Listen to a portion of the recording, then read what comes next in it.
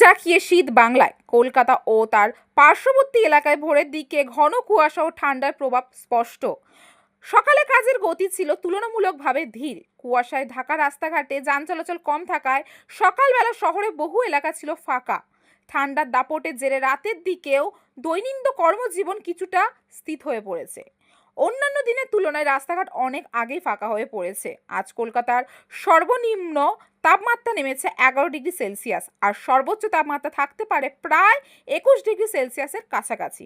রাজ্যের বিভিন্ন জেলায় সর্বনিম্ন তাপমাত্রা: কলকাতাতে 10.2 ডিগ্রি, বর্ধমানে 7.2 ডিগ্রি, কল্যাণীতে 7.5 ডিগ্রি, দীঘাতে 9.8 ডিগ্রি। উত্তরবঙ্গেরও শীতের প্রকোপ আরও বেশি। জলপাইগুড়িতে 9.1 ডিগ্রি, রায়গঞ্জে 8.5 ডিগ্রি, দার্জিলিংয়ে 3.2 ডিগ্রি। আবহাওয়া দপ্তর সূত্রে জানা গেছে, আপাতত শীতের এই পরিস্থিতি বজায় থাকবে এবং ভোরের দিকে কুয়াশার প্রভাব অব্যাহত থাকতে পারে। ক্যামেরায় জয়ের সাথে আমি রিঙ্কি, নিউজ কলকাতা 24।